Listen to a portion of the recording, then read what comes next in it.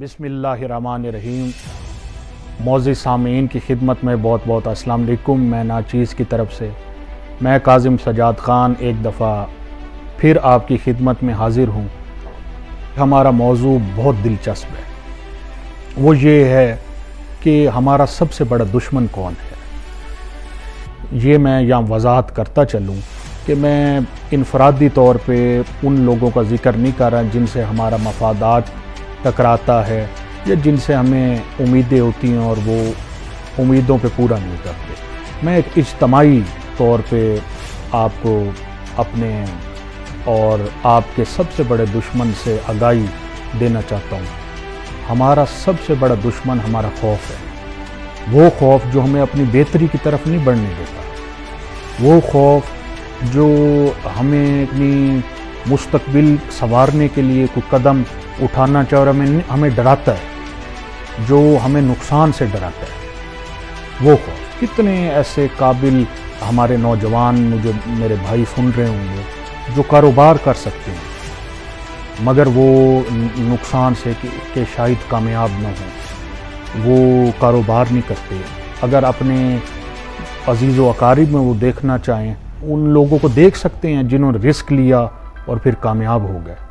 لوگوں کی باتوں میں نہ آئیں، آپ کو محدود کریں کہ آپ نے یہاں تک چلنا ہے، ان کی باتوں میں نہ آئیں۔ بعض اوقات وہ آپ کے بہت پیارے ہوتے ہیں لیکن وہ نہ چاہتے ہوئے بھی آپ کو بہت نقصان پہنچا دیتے ہیں، جو یہ کہتے ہیں کہ آپ کر ہی نہیں سکتے۔ اب وہ اپنے تئیں یہ سوچتے ہیں لیکن آپ کو رسک لینا ہے، آپ کو آگے بڑھنا ہے، کسی کی باتوں میں نہیں آنا۔ مثال کے طور پہ میں آپ کو مثال دے کے سمجھاتا ہوں کہ ایک صاحب ایک مرتبہ گھوڑے پہ جا رہے تھے، ان کے چھوٹے بچے نے اس کی لگام پکڑی ہوئی تھی اور وہ گھوڑے پہ سوار تھے، تو کسی نے بچے کے والد کو کہا کہ تمہیں شرم نہیں آتی، بچہ نیچے چل رہا ہے اور تم اوپر بیٹھے۔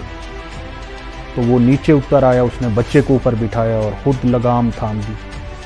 تھوڑی آگے گئے تو پھر کسی نے کہا کہ آپ کو شرم نہیں آتی، باپ چل رہا ہے اور بچہ اوپر بیٹھا ہے۔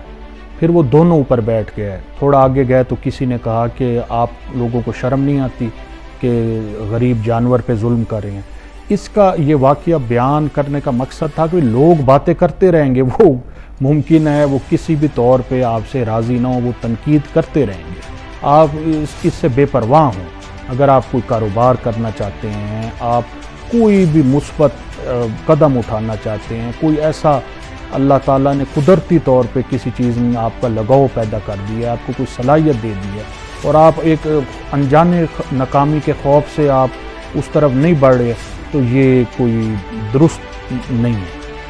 آپ کو اس طرف بڑھنا چاہیے۔ مجھے میرا حافظہ ساتھ نہیں دے رہا، مجھے یاد ہے میں نے پڑھا تھا کہ ایک نرس کی جس نے اپنے تجربات ہم تک پہنچائے تھے، وہ یہ تھے کہ وہ ایسی وارڈ میں ملازمت کرتی تھی جہاں زیادہ تر وہ مریض لائے جاتے جن کی بیماری بہت آگے حد تک بڑھ جاتی تھی۔ تو وہ اپنے مشاہدہ بیان کرتی ہیں کہ اجتماعی طور پہ ان مریضوں میں ایک چیز کا ان کو غم تھا کہ انہیں زندگی اپنی مرضی کے مطابق نہیں گزاری، کسی بھی سوشل پریشر، کسی بھی وجہ کے تحت، کسی اور خوف کے تحت انہوں نے اپنی مرضی کے تحت زندگی نہیں گزاری۔ یعنی وہ کچھ بہتر کر سکتے تھے لیکن وہ ڈر کسی بھی وجہ سے وہ نہ کیا، تو ان کو وہ سب سے بڑی پریشانی تھی، سب سے بڑا غم تھا۔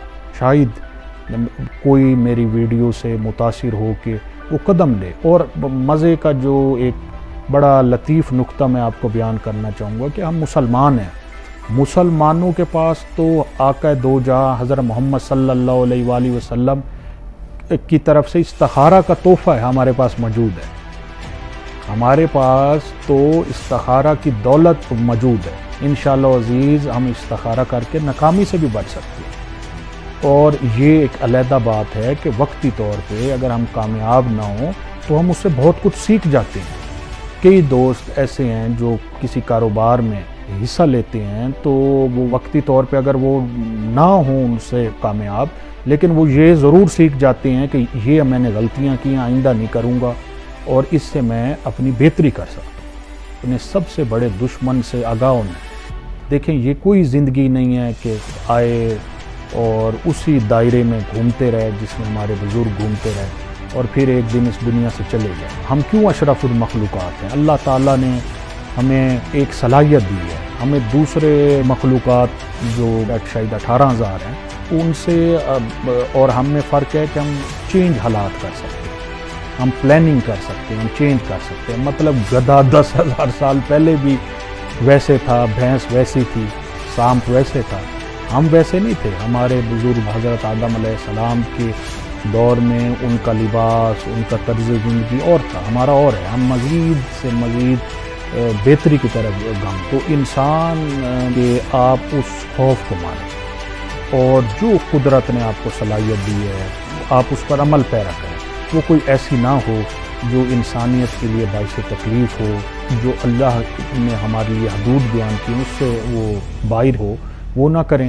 البتہ جو اللہ نے دائرہ دیا ہے جس میں ہم اپنا عمل سر انجام دے سکتے ہیں اس میں رہتے ہوئے آپ ضرور اپنی بہتری کے لیے گنجائش کریں۔ آپ کوئی کاروبار کرنا چاہتے ہیں آپ وہ کریں، آپ اپنی زندگی میں بہتری لانا چاہتے ہیں، آپ جو بھی جس بھی طریقے سے جو بھی آپ کے ذہن میں ہو آپ وہ ضرور کریں۔ آپ خوف کو بالائے طاق رکھ دیں اور اپنی زندگی میں بہتری لانے کی طرف ابھی میری اس ویڈیو کے بعد آپ فوری قدم اٹھائیں۔ یہ دیکھ لیں کہ میں نے جس طرح یہ کہا ہے کہ جو بہانہ آپ مثال کے طور پہ آپ کہتے ہیں میں نے فلاں کام کرنا ہے لیکن ابھی یہ مسئلہ ہے، وہ بہانہ، وہ خوف، وہ آپ کا سب سے بڑا دشمن ہے۔ بس یہ ذہن نشین کر لیجیے۔ مجھے اپنی دعاؤں میں یاد رکھیے۔ شکریہ۔